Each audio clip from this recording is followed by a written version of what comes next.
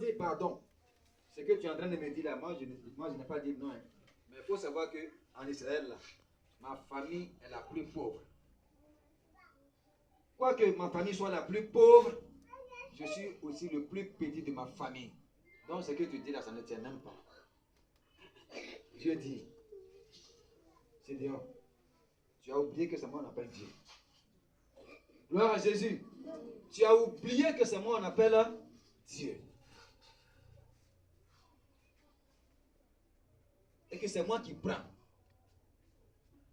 l'or là où je veux. C'est moi qui prends une personne et le mets là où sa propre force ne pouvait pas m'amener. Là où son intelligence ne pouvait pas l'amener. Là où sa connaissance ne pouvait pas l'amener. C'est moi Dieu qui l'amène là-bas. Tu as oublié ça. Oui. Alors le jour tu seras conscient que bien aimé, que Dieu peut faire ça avec toi, un temps viendra où ceux que tu considérais, ceux que tu respectais, ceux qui ne te considéraient pas toi, ceux qui ne savaient même pas que tu étais important, vont découvrir que tu n'es pas n'importe qui. Pourquoi? Parce qu'il y a une marque spéciale, parce qu'il y a une distinction entre toi et ces personnes-là. C'est de ce Dieu-là que je vous parle. Gloire à Jésus. Dieu a prévu là une solution permanente. L'apôtre Paul dit, Christ nous a délivrés de toute malédiction, de toutes sortes de malédictions.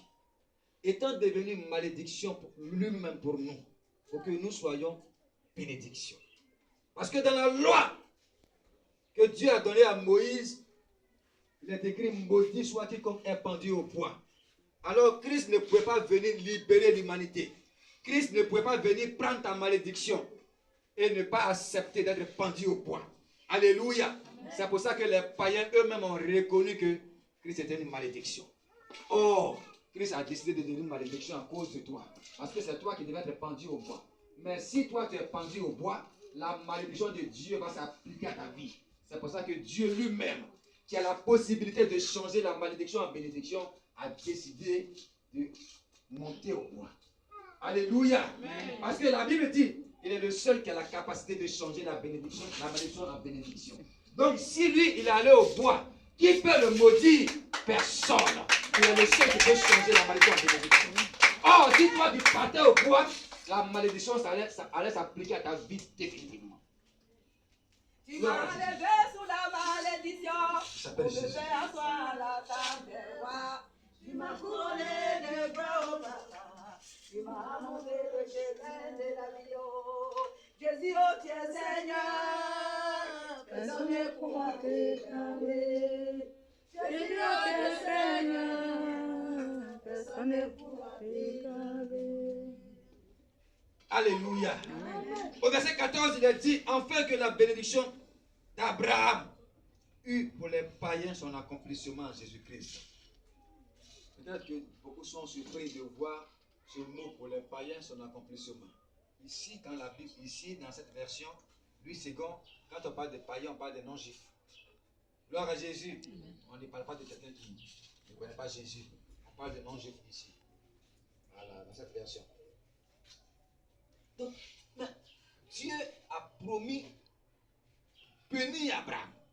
Et il a dit que cette bénédiction que je te donne va s'étendre sur tous les habitants de la terre. Donc, en principe, chaque habitant de la terre devait bénéficier de la bénédiction d'Abraham à cause de l'acte que Abraham a posé. Mais en même temps, plein optent pour la malédiction en déviant les principes qui ont été donnés à Dieu. Gloire à Jésus. Amen. Donc, c'est ça.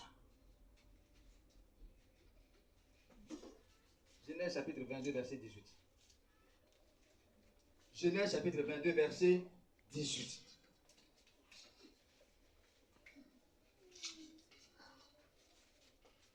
Je lis la parole de Dieu. D'accord. Toutes les nations de la terre seront bénies en ta postérité parce que tu as obéi à ma voix. Alléluia. Donc toutes les nations de la terre seront bénis en ta cause.